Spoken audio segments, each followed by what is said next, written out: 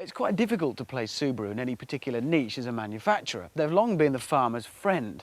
Their rugged estates and pickups, they're as much part of the pastoral scene as apple trees and global warming. But you're just as likely to see a Subaru being thrown violently at that self-same scenery by a rally driver, beloved as the Impreza is, of course, by rally drivers the world over.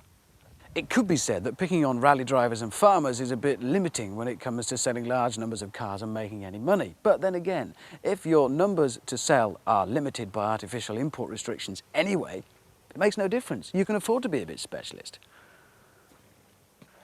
Pitched against the Audi A6 Avant and BMW 5 Series in estate form, the new Subaru Legacy estate is exactly that, entirely new, designed from scratch. The floor pan and body all designed from scratch, with one purpose: to be the best handling load lugger on the market at any price. First thing you'll notice, an entirely new face and a much stronger face for it. And that's very deliberate. The Japanese designers said that they feel that is a generic weakness of Japanese cars, and I think it does give the car much more of an image.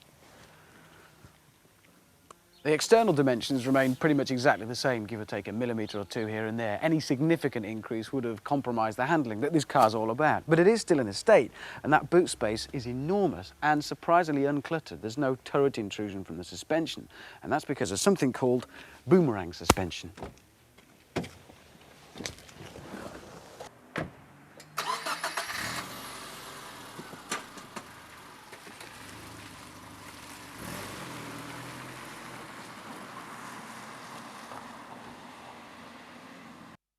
I don't know about boomerangs, but there are two things you do expect to find in any Subaru, and they are that horizontally opposed flat-4 boxer engine, in this case a 2.5 litre unit, pretty heavily reworked, doing its stuff up front, and the all-wheel drive system. In the case of the Subaru Legacy, it splits the power 50-50 between the front and rear. I think it's a slight bias towards the rear with the automatic version.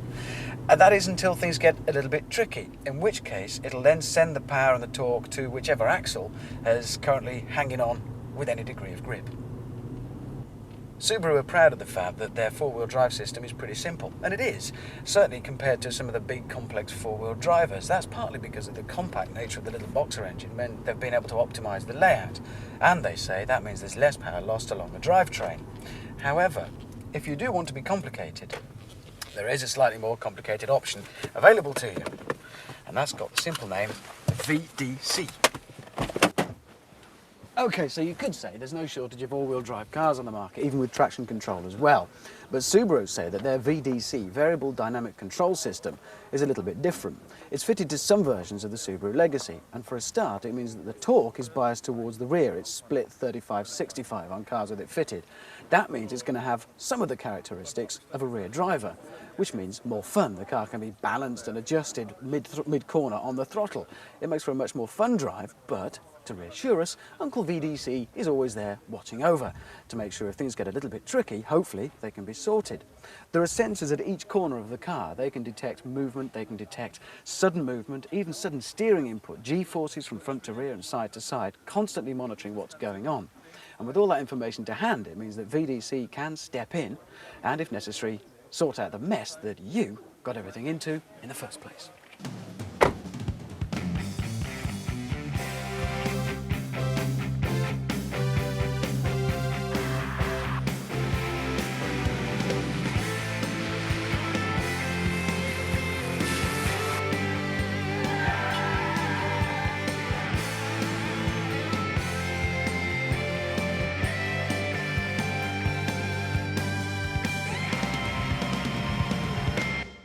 There's a quality feel to the interior. It's pretty well equipped.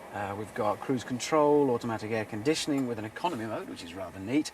Leather, obviously, on the steering wheel and seats. And the fit and finish is pretty good. The switches feel great. The switch gear is nicely integrated. There's a few nice touches. I like this chrome gate on the rather smart automatic gearbox. I also like this. It's the only car I've ever seen with a bear trap fitted as standard. But if you want something a little less executive and a little bit more rugged, then I think I might be able to help you there. Come here, I'm going to show you something a bit special. This is a one-off. I'm serious.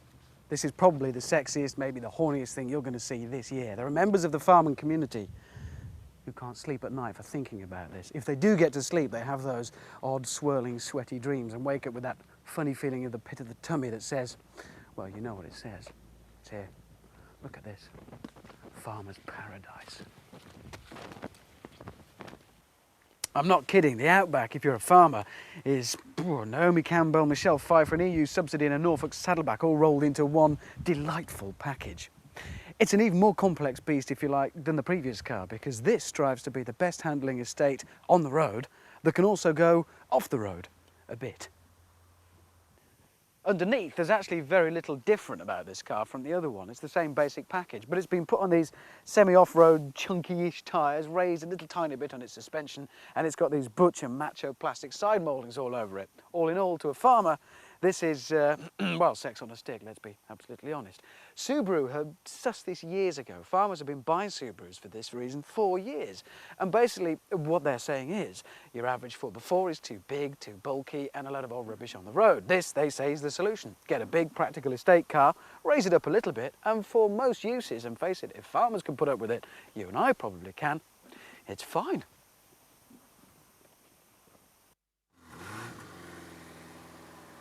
Just think about it. I mean, who's got it right? At a time when Land Rover are releasing the likes of the Freelander and the new Discovery, and there's all the other rash of huge great 4x4s on the market, Subaru is saying, well, I don't think you've got it right. Why take an enormous great 4x4 built car designed to go off-road in the most arduous of circumstances and give it some modest on-road ability? Subaru is saying, no, we're going to take a car that handles fantastically on the road and give it a degree of off-road ability, certainly enough to meet the needs of most of us. If a car is going to spend 90% of its time on the road, why sacrifice nearly 100% of its on-road ability just to satisfy those few occasions when you need incredible axle articulation and the ability to go up and down impossibly steep hills?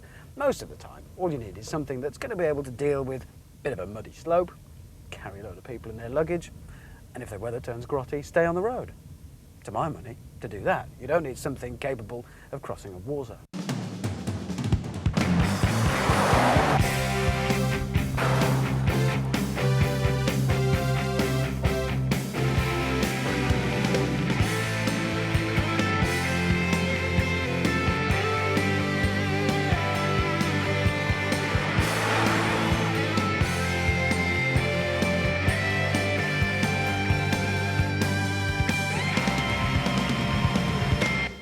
The Subaru Legacy and the Outback version go on sale in the UK in December. Prices aren't yet officially known, but the unofficial inside line is expect something like between 20 and 26,000, depending upon the trim level and the specification. Subaru don't expect to sell these in their millions in the UK. They can't get hold of them in that number anyway.